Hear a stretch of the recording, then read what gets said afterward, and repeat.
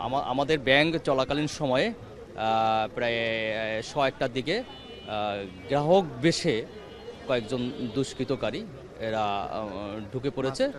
Mask গ্রাহক বেশে ঢুকে পড়ার কারণে তারা আমাদের অফিসার এবং কিছু গ্রাহককে জিম্মি করে তারা কিছু টাকা পয়সা নিয়ে চলে যেতে চেয়েছিল, কিন্তু আমরা দ্রুততার সহিত আমরা 999 দক্ষিণ কারায়ণগঞ্জ থানা এদেরকে ফোন দেয়, দ্রুততা তারা আসে এবং পরবর্তীতে র্যাপিড অ্যাকশন ব্যাটালিয়নের ঊর্ধ্বতন কর্মকর্তা, তারপরে বাংলাদেশ সেনাবাহিনীও আসে এবং এই সবার সহযোগিতায় নেগোসিয়েশনে তারা অর্থ নিয়ে বাইরে যেতে পারেনি এবং সমস্ত জনগণের যে আমানত সব সুরক্ষিত আছে।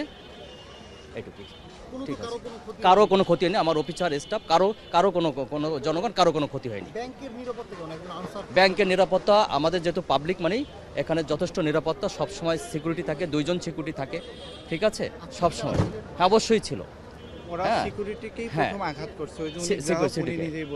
দুইজন সিকিউরিটি সব সময় আমাদের থাকে এবং সারা রাত আমাদের সিকিউরিটি থাকে, 24 ঘন্টা সিকিউরিটি থাকে।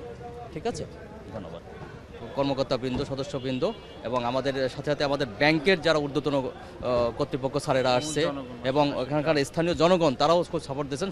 সর্বোপরি আপনারাও খুব সাপোর্ট দিয়েছেন মিডিয়া, আমি সবাইকে ধন্যবাদ জানাচ্ছি। আমরা নিরাপদে আছি, জনগণের আমরা সুরক্ষিত। রবিবার থেকে আমাদের ব্যাংকিং স্বাভাবিক নিয়মে চলবে। ঠিক আছে, ব্যাংকে টাকা জমা দিতেছিলাম 1 লক্ষ টাকা, টাকাটা ও ক্যাশিয়ারে নিয়েছে, আমাকে ওইটা দেয় নাই, এন্ট্রি করে নাই। এর ভিতরে এরা উঠছে, ওইটা সিকিউরিটি গার্ডের আগে আঘাত করছে পিস্তল দিয়ে, তারপরে সবাই বলছে যে তোমরা আত্মসমর্থন করো। পরে সবাই এখানে বসাই কেউ লড়াচড়া করবে না, করলে ক্ষতি হয়ে যাবে অনেক রকমের। পরে তো আমরা সব এক জায়গায় বসে রয়েছে, ওরা টাকা টোকা ব্যাগে ঢুকাইছে।